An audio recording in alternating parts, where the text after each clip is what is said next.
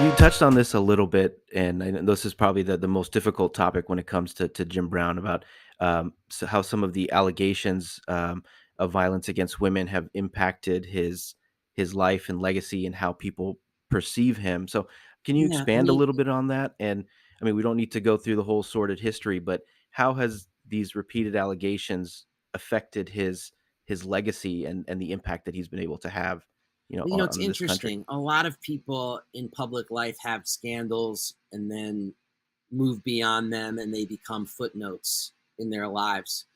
With Jim Brown, the accusations of violence, they start publicly anyway, in terms of like women going to the authorities. 1964, maybe 65. I think it's 64. The last one that was public was in 1999.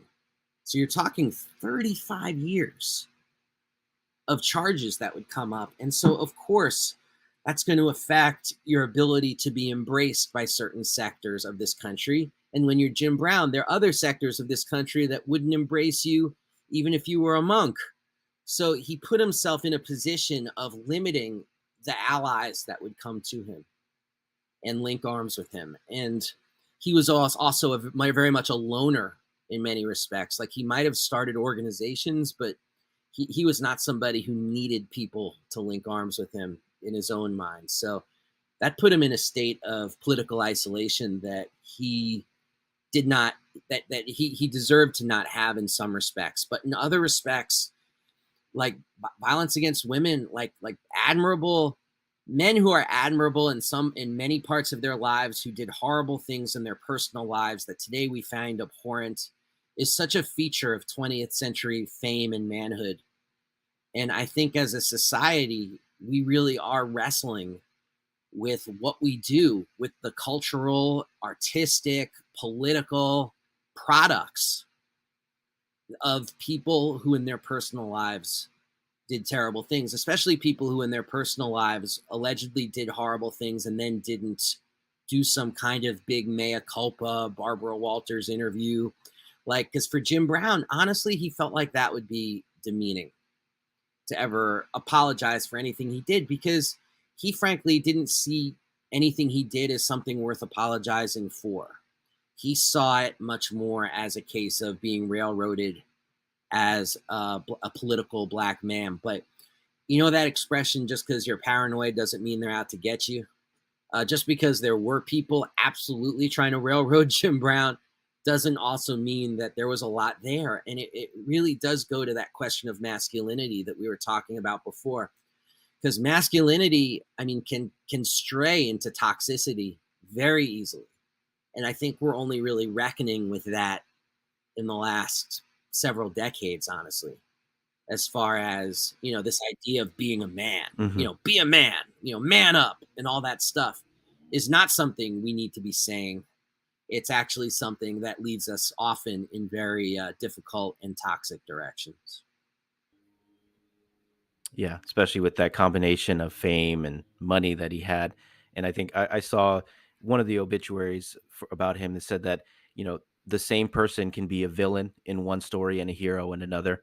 And I think it speaks to what you said about our consumption and how we kind of have to compartmentalize, especially with these famous men that have done some terrible things in their personal lives, but have also done great things in their public lives. And it's okay to have that Yeah. contradiction when it comes to their legacy and things like that. So I know you spent a significant amount of time with him as part of your book.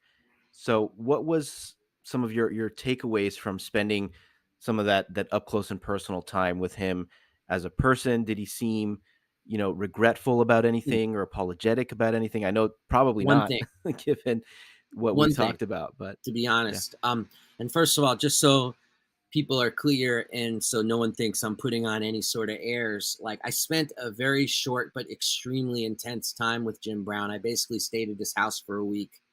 I didn't basically, I did. I slept in the pool room underneath the pool. Um, and he had this incredible deck with a pool where you could see all of Los Angeles from the West Hollywood Hills. And he'd lived there for decades, and had many different lives living there too. Like he's a father of two teenagers when I was there. at age 77, two young teenagers, and it was once one of the most infamous bachelor pads in Hollywood. And this is the same spot. And Jim Brown, the way it worked is, he was older, he slept, he played golf, and I pretty much just hung out. And when he wanted to talk, he came out to the pool and we would talk for a couple hours and then he would leave. So I sort of just made myself on call for a week for whenever he wanted to talk. And regrets, no, absolutely not, except for one thing. He deeply regretted to the point of tearing up about the breakup with Richard Pryor. Like, that was a friendship that he clearly valued greatly. And Richard Pryor, this says, frankly, more about Richard Pryor. Like, and I write about this in the book. I spoke to Richard Pryor's biographer and tried to get deep into it, because Richard Pryor left that relationship angry. Like, Jim Brown, this person who in one of his comedy specials, he credits with saving his life. And a lot of people were posting that footage of Richard Pryor's monologue about Jim Brown saving his life after he set himself on fire with the freebasing. And it ended with him saying, bleep Jim Brown, and saying, I'm armed if he ever tries to come get me, or stuff like that. And for Jim Brown, that was just like, whoa, I just wanted to make a film company with you. I love you, man. Like, what's going on here? And so the fact that the breakup was so bitter still hurt him greatly decades after the fact. I found that really interesting, because somebody who certainly offended his share of people over the decades, some people who deserved it, some people who didn't, the regret came back to Richard Pryor. And I think this stuff runs really deep. He was raised entirely by women until he was like 8 years old, when his mother finally sent for him after 8 years. He never called his mother mom.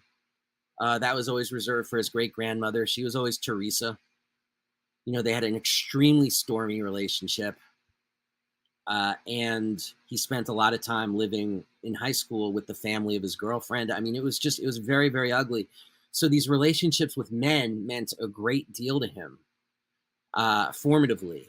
And you think about Richard Pryor, one of the few people who Jim Brown would have seen as an equal, given his stature, and that it ended so horrifically, not just poorly, that you could see why it hurt. When you spoke to him about some of the maybe darker periods of his life, some of the allegations that have come up, what was the prevailing sentiment that you got from him? Was it, this? 4 words. What was that? Sorry. I got 4 words. 4 words. Okay. Violence against women? Sure. Shit. Shaking his head as if he could not believe that we were talking about it. In his mind, and truthfully, yeah, decades after the fact. The last time he'd had to address it publicly was in 1999.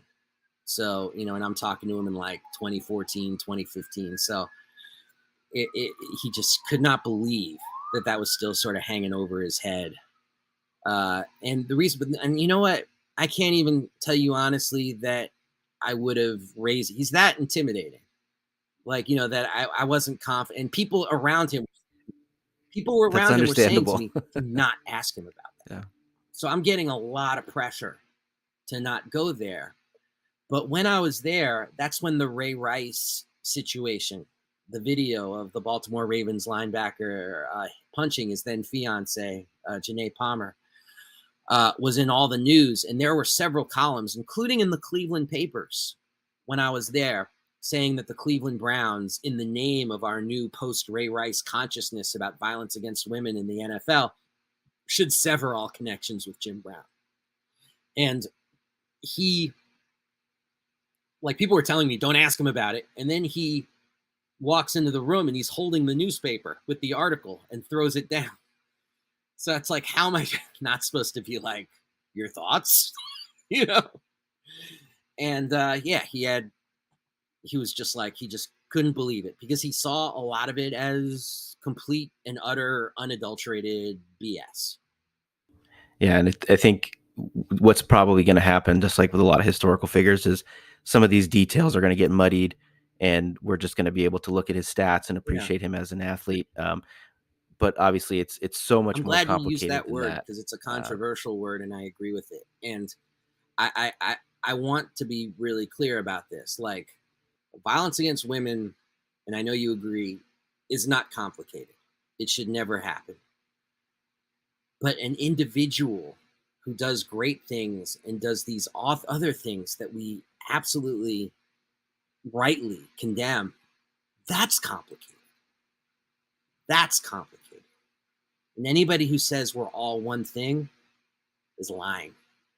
Absolutely. Yeah, you can't measure someone by the worst thing they've done, just like you can't measure them by the best thing they've done. There's got to be some kind of medium there. So, I mean, I know this is a lot to ask, but ultimately, what is the legacy of Jim Brown?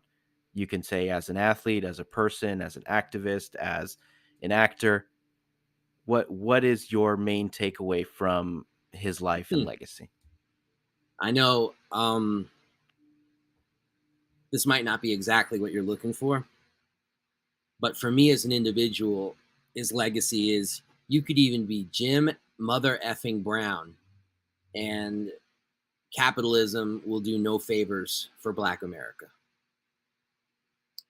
That to me is a legacy worth learning. Is that Jim Brown put his chips in with the idea that uh, that this country would allow Black people to build economic wealth as a way to challenging racism.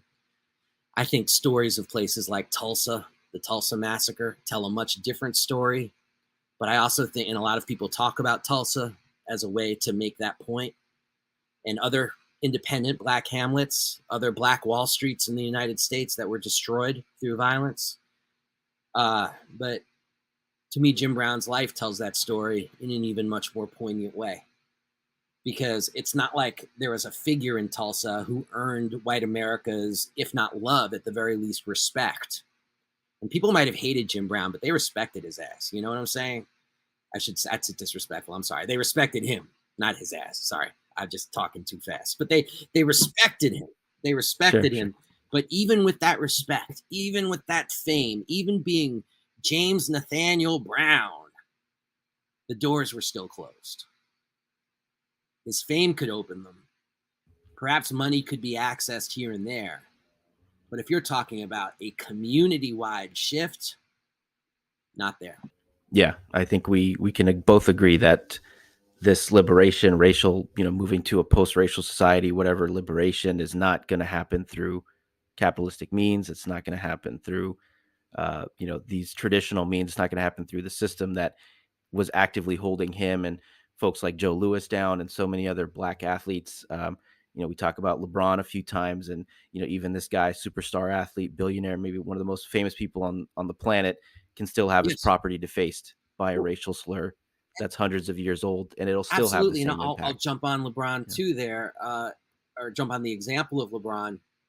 It's like there's only so much an individual can do.